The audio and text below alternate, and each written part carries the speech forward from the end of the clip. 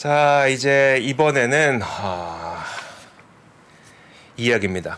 사실 여러분들 기억 나실 거예요. 뭐 간간 계속 찾아봐 주시는 분이니까 하이투자증권 박상현 전문위원을 잠시 후에 이제 모시게 될 텐데 지난 3주 전에 나오셔서 일단 그 1월 초쯤이었었죠? 시장 반등에 대한 이야기를 잘 해주셨어요. 그리고 그게 우리에게는 참 좋은 가이드가 됐었고요.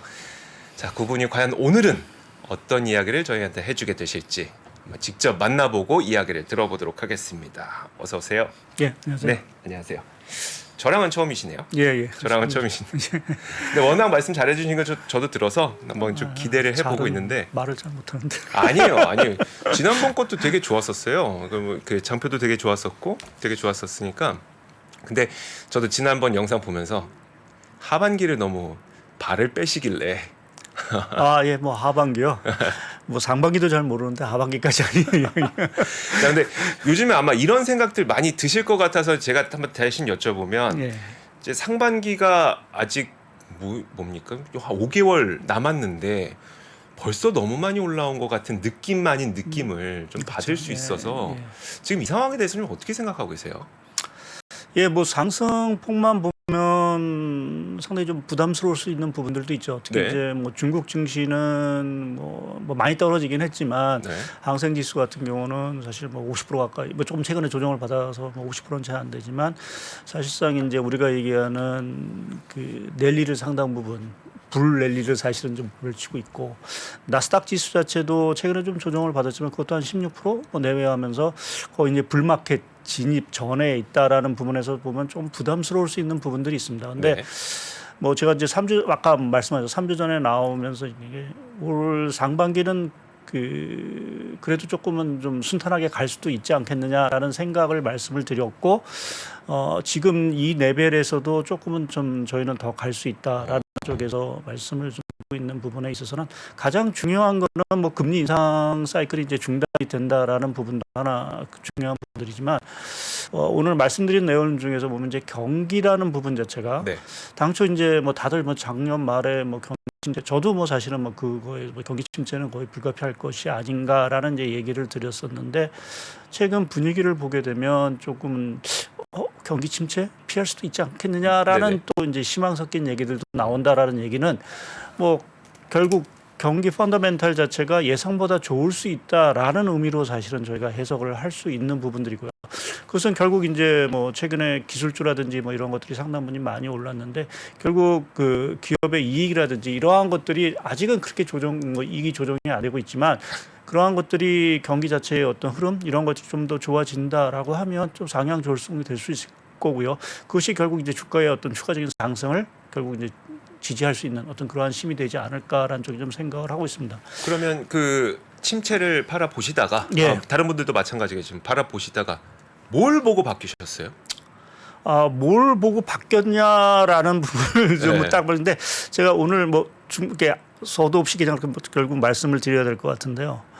제가 그 화면을 하나 조금 보면서 말씀을 드리겠습니다. 네. 제가 이제 미국 경기를 보는 데 있어서 사실은 이제 중요한 지표 중에 하나가 그 ISM 제조업 지수 뭐 많이들 이제 얘기하시는 이제 네네. 보죠. 그래서 뭐 50 이하로 이제 떨어지게 되면 이제 경기 뭐 50 이하의 어떤 하해가 반드시 경기 침체는 아니긴 하지만 화면상에 이제 음영 막대기로 이렇게 준 거를 보시게 되면 그 오렌지색 그 ISM 제조업 지수 자체가 그러니까 50을 상당히 이렇게 하회할 때 항상 경기 침체가 사실은 왔었습니다. 네.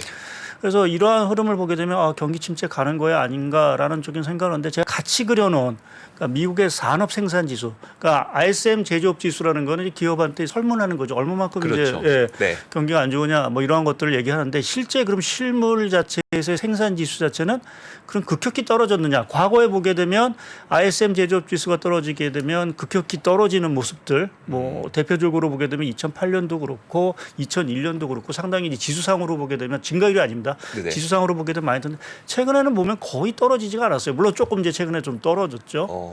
그런데 이 얘기 뭐냐? 이걸 실물 경기 자체가 그렇게 크게 흔들리지 않고 있다라는 얘기죠. 산업 활동이라든지 이러한 것들이. 기업하시는 분들이 겁먹었을 뿐이지 실제 지표는 그렇지 않았다. 그렇죠. 예. 그러니까 우리가 산업 활동 이러한 것들이 결국 이제 이 산업 활동이 위층이 왜 중요하냐라는 부분 자체는 뭐 이게 뭐 미국 경기를 대표하는 부분들은 아니지만 지금 최근에 고용 지표가 상당히 잘 나오고 있죠. 네.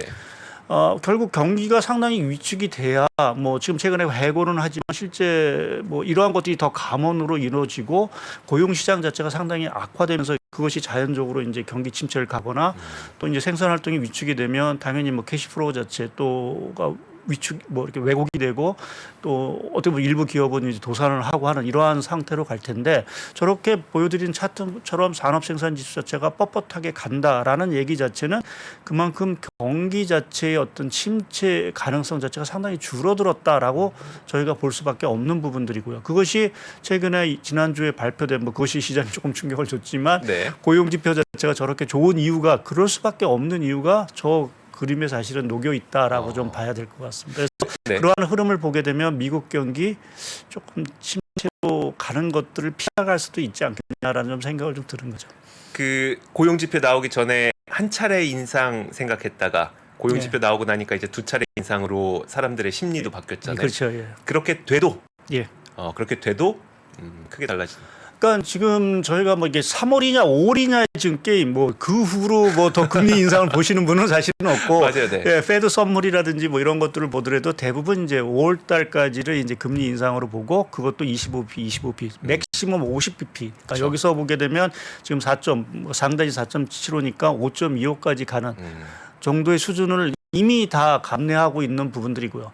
사실 그 최근에 뭐 2년물 국채금리라든지 10년물 국채금리가 속등은 했습니다. 속등은 했지만 그래도 앞으로 추가적으로 50bp 금리 인상을 예고하고 있음에도 불구하고 지금 2년물 국채금리는 작년 11월 초보다 한 30bp가 낮고요. 10년물 금리는 한 60bp가 낮습니다.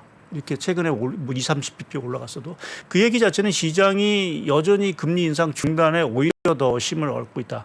결국 추세는 결국 아래쪽, 그러니까 금리만 보게 되면 오히려 아래쪽으로 계속 갈 수밖에 없는 그러한 상황이 결국 시장은 금리 인상에 대해서 이미 반영을 좀 하고 있다라고 좀 봐야 돼서 그것이 3월이냐 5월이냐 문제 자체는 사실은 저 개인적으로는 그렇게 중요한 문제는 아니지 않겠느냐 좀 보고 있습니다. 근데 이제 상반기 동안 그래도 좀 기분 좋을까 생각했었는데 1월 한 달 좋고 뭐 나머지가 좀 힘들까 싶어서요. 그 정도의 상황은 사실은 아닐 것 같고요. 그래요? 예, 저희가 제가 이제 지난 뭐 다시 또 이제 지난 3주 전 얘기를 좀 드려야 될 것 같은데 제가 다시 한번 3주 전에 말씀드렸던 내용을 다시 한번 좀 말씀을 드리면 3주 전에 제가 그 5가지 정도의 그 상반기 모멘텀이 있다라는 부분을 말씀드렸습니다. 제가 뭐 화면에도 이제 나올 텐데요. 결국 이제 금리와 관련된 모멘텀, 그러니까 금리 인상 사이클이 중단된다. 두 번째는 미국 경기 모멘텀 자체가 2분기 기준도 경기 선행 기술은 저점을 통과할 것 같다. 유럽 경기는 이미 바닥을 치고 올라가고 있다. 그리고 중국 경기 리오프닝 효과로 정상화 속도가 빨라질 거다. 거기에 달러화 자체는 약세 흐름을 지속할 거다. 그 5가지 정도를 제가 요약해서 말씀을 드렸는데 지금 사실은 1월 랠리에 있어서 보였던 거는 크게 보면은 미국의 금리 인상 중단, 유럽 경기가 사실은 상당 부분 작용을 했다라고 봅니다. 아직 반영이 안 된 거. 물론 이제 그러니까 중국 리오프닝 부분 자체가 일부 반영이 됐긴 했지만 실제 아직 우리가 중국 경기에 대한 그 정상화에 대한 효과를 체감적으로 느끼지는 못하고 있습니다. 그러니까 이 기대만 하고 있죠. 네네. 네. 기대만 하고 있지 사실은 우리가 뭔가 중국에 대한 수출이 좋아지고 그렇죠. 뭔가 산업 활동이 좋아지고 중국 관광객이 우리나라로 들어오고 하는 것들은 아직 사실은 전혀 이루어지고 있는 부분들이 아닌데 그 흐름 자체가 그럼 언제 가셔야 되느냐? 결국 2분기에 가셔야 되겠지. 이제 그렇게 보면 그것이 우리나라 경기라든지 또 글로벌 경기 또 자금 흐름 자체에 상당 부분 긍정적인 영향을 미친다라고 하면 말씀드린 대로 지금의 모멘텀 흐름 더구나 이제 3월 5월에 미국의 금리가 인상 사이클이 중단이 됐을 때 그 후에 미국의 국채 금리 말씀드린 대로 추세적으로 더 하락하지 않겠느냐라는 쪽에 좀 말씀을 좀 드릴 수 있고요. 제가 그 과거에 미국의 금리 인상 사이클 중단 이후에 그 주가 흐름을 한번 좀 봤습니다. 이게 좀 궁금하네요. 예. 그 화면에 제가 같이 해서 보여드리겠는데요. 저희가 이제 미국의 금리 인상 사이클을 이제 뭐 아까 하이퍼 인플레이션 이것을 재해낸다라고 보면 85년 이후에 보면 크게 한 5차례가 있었습니다. 네. 그러니까 첫 번째가 이제 86년부터 한 90년까지 금리 인상 사이클이 한 번 있었고요. 그다음이 잘 아시는 이제 94년, 95년 사이클이 한 번 있었고 또 이제 01년 이제 IT 버블이 네네. 이제 맞았던 당시 금리 인상 사이클이 한 번 있었고 그다음이 이제 금융 위기, 그다음이 가장 가까운 게 이제 2008년에 이제 인슈런스 컷 얘기 나오면서 이제 금리 네네. 인상했던 부분인데 그 5번의 금리 인상 사이클 중에서 우리가 2008년은 제해놓고 그건 금융위기니까 사실은 그렇게 지금 상황이 벌어질지는 않을 것 같고 그래서 말씀드린 그 4번의 경우를 지금 화면상에 보여드렸지만 금리 인상이 중단된 이후에 미국의 나스닥 지수 기준으로 해서 보면은 주가가 빠진 경우는 한 차례입니다. 지금 저게 T+1, T+2가 금리 중단 이후에 1개월, 2개월, 3개월, 4개월 개월수로 네네. 예.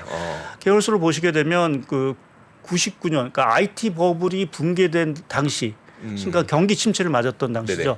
그 당시를 제외하고는 대부분의 경우가 주가가 사실은 반등을 했습니다. 그러니까 근데 한 가지 공통점은 있죠. 이게 말씀드린 99년 사이클 이때는 왜 그 주가가 이제 바닥을 이렇게 곤두박질을 쳤냐라고 보면 그때는 IT 버블이 터지면서 네. 모든 상황 경기도 사실은 곤두박질을 쳤다라는 부분에서 주가가 빠진 부분들이고 나머지 이 94년 95년 사이클에는 경기 침체가 없었습니다. 약간의 경기 둔화가만 있었고 그 당시는 오히려 이제 기술 혁신 그러니까 IT 그때는 IT 혁명이었죠. IT 혁명이 나오면서 오히려 시장은 더 불로 가는 상황들이고 또 2008년을 또 기억해 18년에 네네. 기억해 보시게 되면 18년에도 그 금리 인상 사이클이 중단된 이후에 그때 4차 산업혁명이 뭐 된다 안 된다 맞아요, 하면서 맞아요. 붐이 있으면서 한번 또 랠리가 네. 있었던 부분들이죠. 그리고 이제 그 86년은 조금 미약하긴 한데 사실은 저 때는 뭐 그렇게 아주 큰 반등은 있지 않았지만 금리 인상 사이클 중단의 어떤 호재로 인해서 단기적으로 좀 상승을 했던 어떤 사이클입니다. 그러면 요번 사이클로 돌아와서 네. 자 금리 인상 중단이 됐다. 네.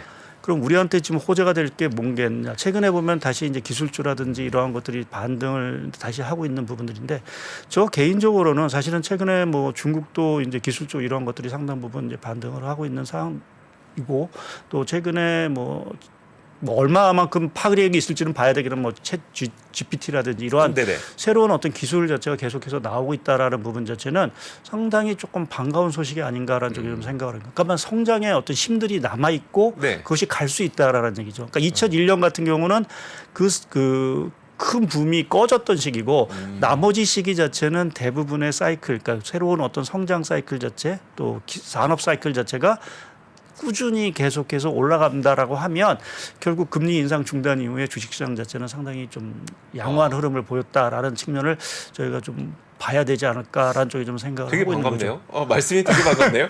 그러니까 저는 좀 약간 좀 긍정적으로 특히 이제 기술 혁명이라든지 이러한 것들에 대해서 조금 저는 긍정적인 시각을 좀 갖고 있어서 지금의 어떤 성장 흐름 뭐 여러 가지 뭐 말씀드린 뭐 우리가 경기 침체를 피할 수 있는 뭐 몇 가지 말씀을 좀 드리긴 했지만 또 하나 중요한 거는 그러면 성장에 대한 힘이 있느냐라는 부분 자체가 상당히 좀 중요한데 그러니까요. 네. 저는 그 부분에 대해서 상당히 조금 긍정적으로 보고 제가 오늘은 뭐 이렇게 차트를 준비하지는 않았지만 네. 하나 조금 저희가 그 미국의 GDP상 특히 이제 투자 부분에서 하나 좀 중요하셔야 봐야 될 부분 자체가 미국의 그 고정 투자 중에서 보면 우리가 알고 있는 설비 투자 이제 공장을 짓고 뭐 네네. 기계를 하고 하는 이 설비 투자 비중하고 지식 재산물 투자라고 해서 이제 무형자산 투자를 하는 부분들이 있습니다. 네.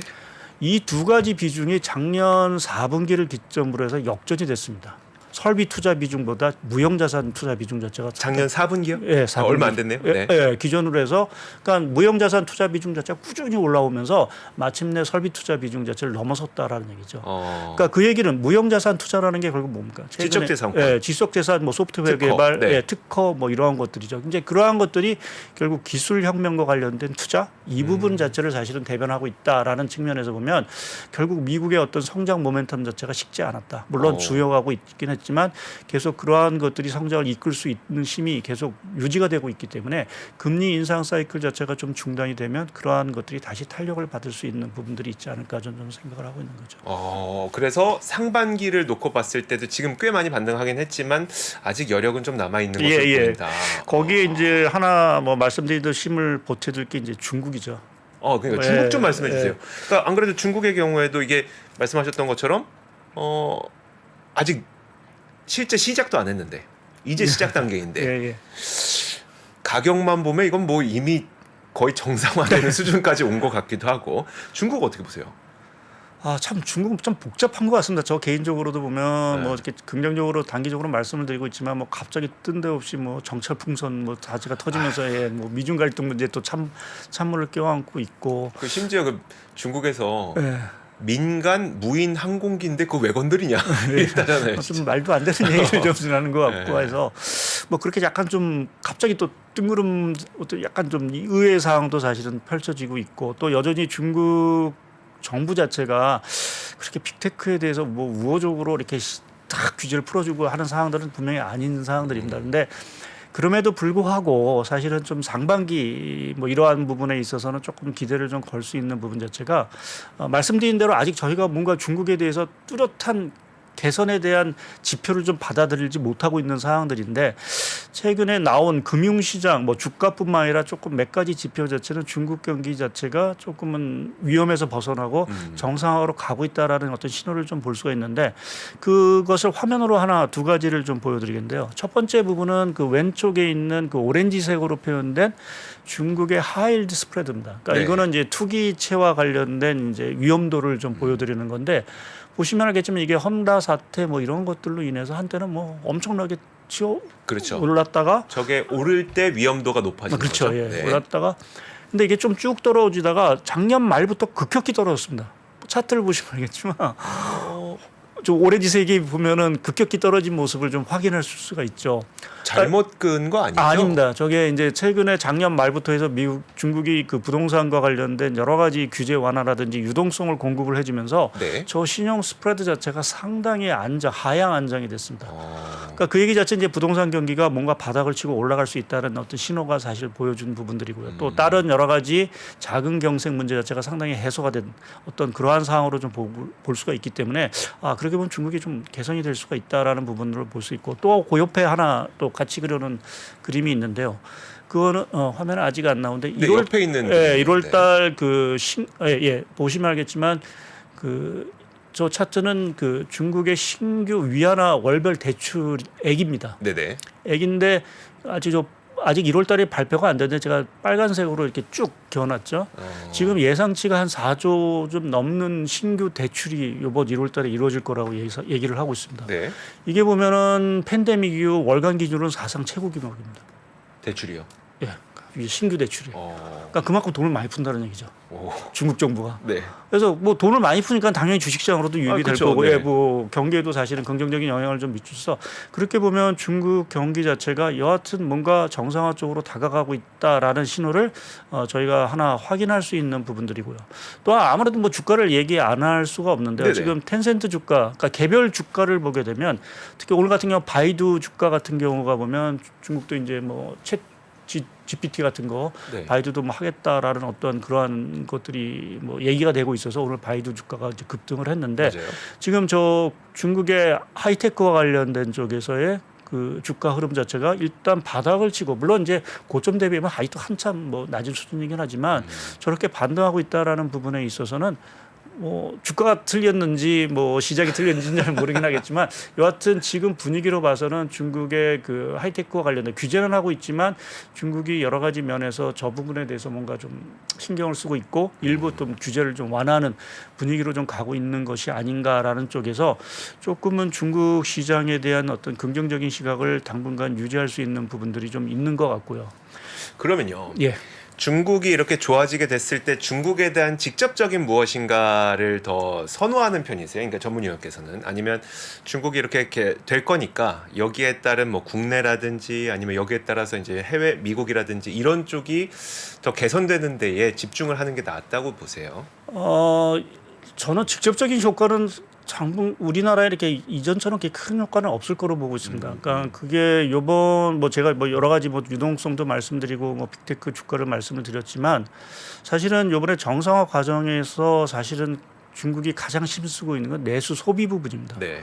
그 내수 소비라는 건 먹고 놀고 뭐 여행 가고 그쵸. 하는 이러한 것들입니다. 그래서 그런 거를 보게 되면 우리나라에 사실은 아주 제조업 생산이라든지 투자에 아주 강한 영향을 미치기는 조금 제한적인 부분들이 좀 있을 것 같습니다. 물론 우리 이제 아직까지는 열리지가 않았지만 이제 우리나라 이제 단기 비자와 관련된 규제가 풀리고 하면 이제 단체 관광객이 들어오면서 우리가 뭔가 조금 혜택을 볼 수 있는 부분들이 있긴 하지만 수출 경기라든지 이러한 쪽에서 뭔가 이전처럼 뭔가 큰 효과를 기대하기 좀 어려운 부분들이고요. 근데 그것 때문에 여쭤봤어요. 그러니까 막 스마트폰 많이 사고 그러면 결국은 거기에 들어가는 우리 그 반도체 같은 것들 들어가니까 그것 때문에 한번 여쭤본 건데. 근데 소비 자체도 사실 엉돌려 있던 부분들이니까 이제 조금 회복이 되겠죠. 근데 뭐 이전만큼 그렇게 빅 사이클을 기대하는 부분들은 아닐 것 같고요. 다만 뭐 그런 어떤 소비 붐 속에서 간접적인 효과와 더불어서 하나 기대는 거는 결국 뭐 지금 글로벌 IB도 얘기하는 것들이 한국 시장에 대해서 조금 이제 오버웨이트 쪽으로 자꾸만 이제 가는 것들이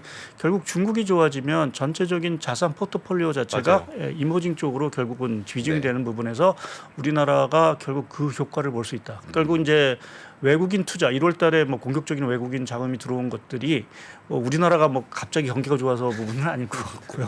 결국 이제 중국의 리오프닝이라든지 달러 약세라는 부분 자체가 결국은 가장 큰 영향을 미쳤는데 그러한 측면에서 보게 되면 뭐 2월 달 들어서 다소 좀 주춤거리고 있긴 하지만 결국 중국의 리오프닝 효과 자체가 더 가시화되고 경기가 정상화될수록 결국 외국인 자금 자체는 국내적으로 더 유입이 될 수 있지 않겠느냐라는 쪽에 좀 생각을 하고 있습니다. 제가 관련해서 제가 그 국내 외국인 순매수 차트를 하나 조금 좀 그려왔는데요. 그 오렌지색 자체가 그 외국인 순매수, 그러니까 2002년 1월을 기준으로 해서 누적으로 그려놓은 사항들입니다. 보시면은 지금 팬데믹 이후 우리나라에서 그 외국인이 그러니까 코스피 기준으로 얼마를 팔았냐면 57조를 팔았습니다. 3년 동안. 네. 근데 지금 1월 달에 산 게 기껏해야 지금 6조, 2월 달까지 하면서 7조 정도 샀습니다. 그러니까 아직 그 판 거에 비해서 보게 되면 상당히 미미한 금액이죠. 근데 우리나라 그 외국인 매수가 언제 가장 공격적으로 들어왔냐를 보면 차트상에서 보면 그게 이제 글로벌 금융위기 직후에 중국이 경기를 부양했던 2009년과 2010년 사이 2년 동안 외국인이 우리나라 그 주식을 얼마를 샀냐면 51조를 샀습니다, 그때. 네. 그러니까 그걸 비교해 보면 지금 뭐 중국 부양 이것이 사실은 뭐 2009년과는 다른 모습이겠죠. 사이즈라든지 뭐 다르겠지만 결국 중국이 부양한다라는 측면에서 보면 그것에 연동해서 국내로 들어올 수 있는 자금이 추가적으로 있지 않겠느냐라는 쪽에 생각을 해볼 수 있고요. 또 제가 같이 그 달러화 지수를 그려놨는데 달러 지수는 역축을입니다. 그래서 위로 올라가는 게 달러가 약세가 되는 거고 이제 밑으로 가는 게 달러가 강세인데 보시면 2009년 10년의 특징이 뭐냐면 달러가 약세였다라는 거죠. 그리고 최근 2년 3년 동안의 특징을 달러는 또 강세였고 팔 때는 달러가 강세였고 살 때는 달러가 약세였다라는 부분에서 지금 달러 부분 자체가 이미 지난해 12월을 고점으로 해서 좀 떨어지고 최근에 조금 반등을 했지만 저는 상반기 중에도 달러 흐름 자체는 계속해서 약세 흐름으로 좀 갈 거로 좀 보고 있습니다. 이제 그렇게 보면 달러 약세 플러스 중국에 대한 어떤 기대감 이러한 것들을 바탕으로 해서 외국인 자금이 국내로 뭐 중국도 들어가겠지만 국내로 들어온다라는 부분에서 보게 되면 중국 효과를 어느 정도는 기대해 볼 수 있는 것들이 아닌가 좀 요약해 볼 수 있겠죠. 그래서 이제 그 사실 1월 반등 이후에 사실 많은 분들이 그럼 2월 남은 기간은 어떻게 되지? 3월은 어떻게 되지? 4월은 어떻게 되지? 이런 고민들 하고 계시는데 지금 이런 지표나 자료상으로 봤을 때는 확실히 우리나라에도 외국인 자금이 좀 들어올 수 있는 그런 룸은 여전히 남아 있는 거네요. 그렇죠. 예. 뭐 지금 더구나 이제 외국인 지분율을 보게 되면 상당히 워낙 낮은 수준에 있습니다. 얼마까지 낮아졌어요? 저 지금 이게 제가 정확히 기억은 없는데 사실은 거의 역사적 하단까지는 아니더라도 상당히 뭐 글로벌 금융 이후 거의 뭐 최저점 수준의 그 정도 선에서 사실 뭐 외국인 지분 여유도 사실은 있는 사항들이기 때문에 그러한 측면에서 외국인 또 말씀드린 여러 가지 지금 분위기들을 봤을 때는 조금 외국인 자금이 좀 유입이 되는 어떤 이러한 흐름이 좀 이어질 수 있다라고 좀 봐야 될 것 같습니다. 거기에 이제 뭐 말씀하신 그런 IT 반도체 업황이 얼마만큼 빨리 개선이 되느냐라는 부분도 하나 이제 남은 과제이긴 하겠죠. 아무래도 이제 국내 금융시장 특히 주식시장 자체가 사실은 좋아지고 경기도 좋아지려고 하면 결국 IT 경기 자체가 결국은 빨리 바닥을 찍고 좋아져야 되는 부분들인데 저희 하우스의 이제 반도체 업황 담당자 자체는 뭐 빠른 반등을 얘기하는 부분들은 아니지만 하반기부터는 좀 개선이 되고 내년 흐름 자체는 오히려 상당히 좋을 수도 있다라는 얘기를 좀 하고 있어서 그렇게 보면 외국인 입장에서 지금 반도체를 사는 것도 사실은 나쁜 대안은 아니다라는 쪽에 좀 생각을 해볼 수 있는 부분들이 있겠죠. 하반기로 보시는 거면 다른 쪽들보다는 약간 좀 늦게 보시는 거네요. 예, 그러니까 예, 그렇죠. 그러니까 2분기 정도를 이제 기업 이익 사이클에서 보면 저점으로 좀 생각을 좀 하고 있는. 아마 거의 비슷할 겁니다. 2분기 예, 저점으로 예, 뭐 그렇게 된다면 거의 예, 비슷하겠네요. 예. 크게 다르지 않네요. 그냥 이렇게 기분 좋아도 되나? 예, 제가 뭐 너무 그러니까 좀 말씀하신 거 들어보면 너무 긍정적인 말씀을 드려요. 괜찮네 이런 생각만 하다 보면 그냥 이렇게 약간 이렇게 편안해도 되나? 라는 생각이거든요. 예, 그래서 뭐 좀 제가 이제 너무 좀 물론 리스크도 분명히 있습니다. 네네네. 분도 있긴 하지만 뭐 어떤 것 좀 이제 좀 주의해 볼까요? 그러니까 말씀드린 대로 이제 경기에 대한 부분이 사실은 제일 중요하겠죠. 그러니까 실제 우리가 지표 나오는 것들 좀. 예, 우리가 보면 지금 주가가 올라가는 데 있어서 사실은 제일 고민하는 게 사실은 펀더멘탈하고 이게 뭔가 괴리가 있는 거 아니야. 네네. 경기는 계속 안 좋아진다고 하는데 사실 주식장만 저렇게 뭐 아무리 금리 인상 중단한다고 주식장만 저렇게 올라가면 네. 그 갭이라는 부분 자체를 그걸 뭐로 메꿀 거냐. 아무리 네. 유동성이 뭐 다시 좋아진다 하더라도 이제 그 부분에서 흐름을 보게 되면 결국 그것이 저는 경기의 어떤 개선으로 사실은 가장 중요한 팩터로 보고 있고요. 근데 제가 최근에 뭐 경기에 대해서 여러 가지 사실은 새로운 용어도 만들고 경기가 사실은 상당히 복잡합니다. 과거처럼 뭐 단순하게 연착륙이나 경착륙이 아니라 최근에 나오는 용어로 보면 슬로우 섹션, 뭐 천천히 뭐 경기 침체 간다라는 얘기도 있고 최근에 사실은 제가 하나 좀 인상 깊게 본 용어 중에 하나가 그 순차 침체라는 용어가 사실은 저 자체는 사실 와닿습니다. 순차 침체요? 그러니까 이 순차 침체라는 거는 과거 이제 미국의 경기 침체 자체가 동시다발적으로 각종 부분에 동시다발적으로 왔다는 거죠. 뭐 자산 가격의 충격이라든지 또 어떤 제조업 경기의 둔화, 소비 둔화 이러한 것들이 동시다발적으로 오면서 심각하게 경기 침체로 가는. 뭐 대표적인 게 2008년 글로벌 네네. 금융위기 상황이었는데 이번 같은 경우에는 미국의 그 둔화 자체가 이게 말씀드린 대로 뭐 자산 시장, 그다음 뭐 주택 시장 이런 것들이 순차적으로 사실은 좀 와서 그렇게 보면은 미국 경기가 심각한 경기 침체에 안 들어가고 말씀드린 대로 랜딩이 없는, 그러니까 연착륙도 경착륙도 않은 랜딩이 없는 완만한 어떤 경기 둔화로 그칠 수 있다라는 제가 화면에 그래서 그러한 것을 어떻게 그 차트화 시킬까라는 게 고민을 하다가 제가 한번 좀 그려봤는데요. 결국 그 우리가 지난해부터 이렇게 쭉 되돌려 보면 제일 먼저 타격을 받은 게 자산 시장입니다. 특히 맞아요. 이제 주식 시장이 이제 타격을 받았죠. 네. 그 다음에 어디가 타격을 받으면 이제 주택 경기가 네. 사실은 이제 금리가 올라가다 보니 타격을 받았습니다. 그 다음에 이제 좀 영향을 받는 게 아까 뭐 ISM 제조업 지수 맞지만 그런 제조업 경기 자체가 조금은 타격을 받기 시작을 했고, 그 다음에 이제 슬슬 이제 오고 있는 게 이제 소비와 관련된 것이 둔화된다라는 이제 얘기들이 이제 슬슬 들리면서 소비 사이클이 둔화가 됐죠. 그래서 과거와는 다르게 저게 과거에는 동시적으로 왔다는 거죠. 근데 지금은 이게 순차적으로 왔고 다행스럽게 그것을 밑에서 또 하나 받쳐주는 게 고용 시장 자체가 생각보다 좋으니까 지금 물가도 사실은 이제 피크를 찍고 하다 보면 기술주 저기 이미 황지수로 제가 내변되는 그 주가가 이제 반등을 하기 시작했다라는 측면에서 보게 되면 뭔가 경기 자체가 단계 이제 영향을 받다가 또 이제 반대로 좀 조금씩 좋아지는 이러한 단계로 사실은 이런 거죠. 그러니까 한꺼번에 나빠지면 네. 이건 시스템 리스크야. 이거 어디 손을 댈 수가 없어요. 이거 통화 정책을 쓰는 순간 손 댈 수도 없고 일단 손 댈 수도 없고 그냥 완화 갑자기 하는 수밖에 없는데 A가 좀 안 좋더니 그다음 B가 안 좋네. C가 안 좋아지고 있는데 그 시점에 A는 좀 괜찮아지네. 이런 식으로 하다 그렇죠. 보니까 예. 전체적인 금융 시스템이 그 훼손되지 않는 그렇죠. 범위 내에서 지금 약간 둔화로 가고 있는 것 같다. 그렇죠. 거기에 이제 중요한 게 고용 시장에 대해서 저희가 뭐 부정적으로 시각을 보는데 네. 사실은 전 고용 시장 좋은 게 상당히 중요한. 그러니까 지금처럼 미국 고용 시장이 좋은 경우가 사실은 역사상으로 없었던 부분들이고요. 앞으로도 보면 미국의 고용 시장이 그렇게 흔들릴 것 같지는 않거든요. 그렇게 보면 미국 경기를 상당한 부분, 그러니까 돈을 벌고 있기 때문에 네. 소비라든지 뭐 이러한 것들이 크게 위축될 수 있는 가능성은 없고 또 지금의 이러한 가파른 금리 뭐 1년 동안 4.75%나 금리를 올렸음에도 불구하고 시장이 이렇게 건질 수 있다. 경기가 건질 수 있다라는 거는 그만큼 가계가 여력이 있었기 때문에 그 충격을 사실 받아낸 부분. 그러니까 고용 시장이 탄탄하다는 게 그러한 측면에서 보면 이번에 말씀드린 이 순차 침체 부분에 대해서 가장 중요한 어떤 역할을 하지 않을까 좀 생각을 하고 있습니다. 이런 질문 좀 드려도 될지 싶은데 마지막으로 예. 저도 이 부분 이 얘기가 좀 와닿으세요. 지금 이재희님이 오르긴 오르겠죠. 싸게 매수할 기회를 기다리는 거지라고 말씀하시는데 그게 맞는 것 같으세요? 아니면 지금도 괜찮은 것 같으세요?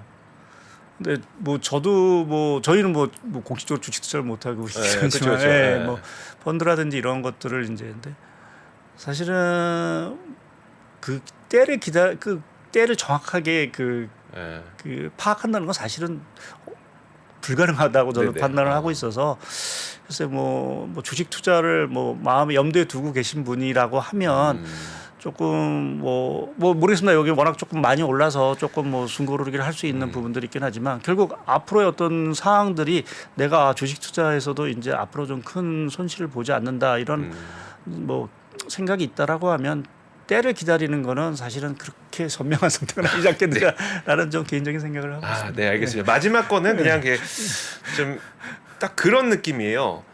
그러니까 수익이 난 상태, 그러니까 반등으로 수익이 난 상태면 사실 이런 게 궁금하지 않아요. 그렇죠. 그러니까 자기 혼자 하면 돼요. 근데 한참 손실을 보다가 어느 정도 회복되다 보니까 예, 좀 여전히 그게 뭐 마이너스인데 되겠죠. 그러다 보니까 이런 마음들이 좀 많이 들어서 그게 제일 그렇죠. 힘든 거죠. 예. 네.